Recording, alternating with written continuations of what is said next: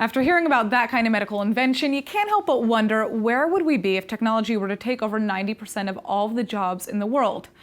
Well, we'd be where we are today, and that's according to Forbes. Yes, it's scary, but it's true. The invention and proliferation of technology, automation, and robots is disrupting today's workforce. So how can we as individuals stand out and make sure that we still have a purpose in all of this? Well, joining us with the answer is Dr. Gavin Suss, the Dean of the School of Design and Innovation at the College of Management Academic Studies here in Israel. Thank you so much for joining us. Thank you for having me over. All right, so the first question is, how do you stand out in today's world? What can you do when technology is taking over to make sure that your job isn't lost? Technology is taking over, and according to the recent Economic Forum report from Europe in 2018, by the year 2022, there will be an increase of about 50% in every area where today computers and machines are controlling human decisions, for example. So this is a process we have to confront with. There are 4 areas that I identify where humans can win the machine or the computer or the algorithm.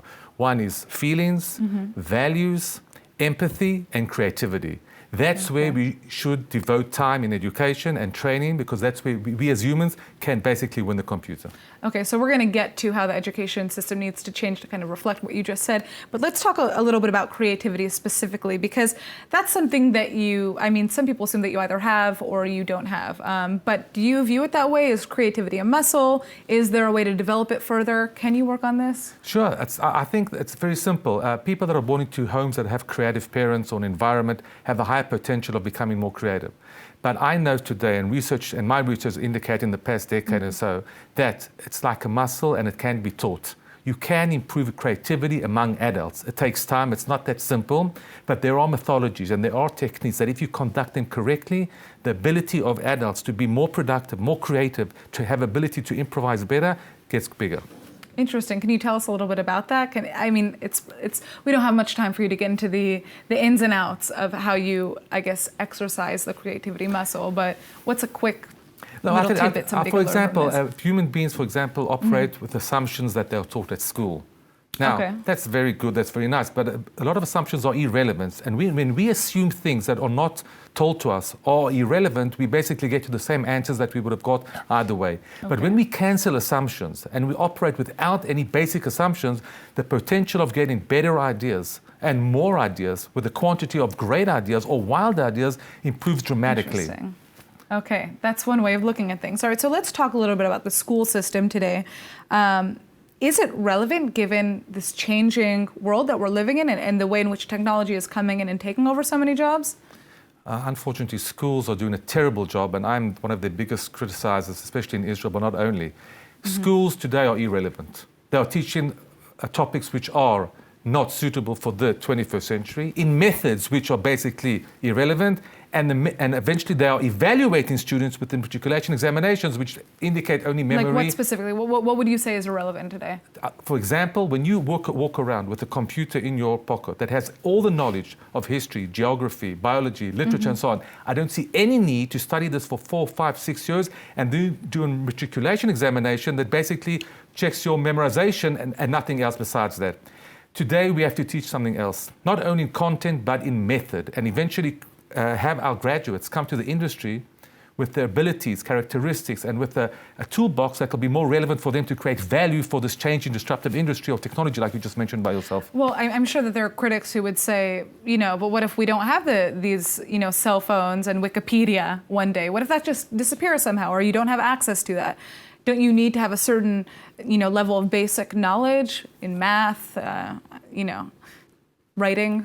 Sure, I'm definitely for basic. I'm definitely for having having some history, some Bible studying. We are Jews, we live in Israel, but... Well, history is a big one. Yeah. Eventually, at the end of the day, when so much knowledge is in your computer, in your cell phone, let's try and teach things like creativity, like ideation, like languages, like your ability to be a better citizen with values and so on. These things will remain forever.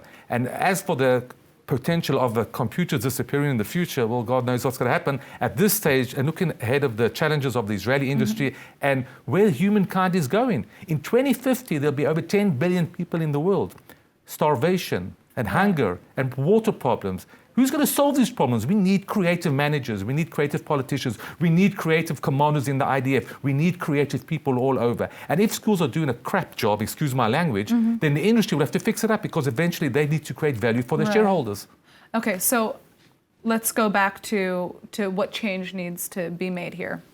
What is your personal recommendation in terms of how schools need to change their curriculums to be able to keep up with today's world? Schools at first, so this is a very huge topic, Natasha. Big question. Big question, very. But let me just say in a few sentences, what schools need to today is, first of all, in Israel, smaller classes.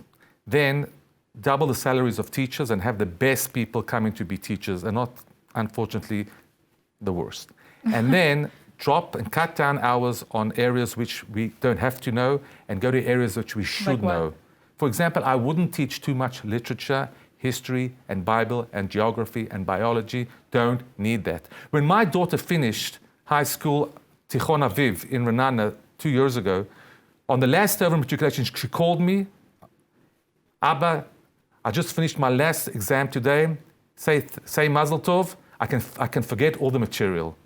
So what are you going to school for God's sake? They don't need this material. There are other topics we can teach, like how to educate these young people, generation Y, Z, to deal with money, finance. Today, the expectancy of life is becoming longer. People are wasting money. These are topics that we have to be addressed. But above all, let's try and have these young pupils come out of high school when they are much more creative. They can improvise, they can ideate. Let's them create more value among themselves and where they go work. That's our biggest challenge today. And in Israel, we can do it. We have the minds. We just don't have the politicians to take the right decisions. Yeah, well, we are the startup nation after all. Yes, we are. I'm still glad that I know how to do math without my phone calculator, but thank you so much for joining us and a lot of very interesting points.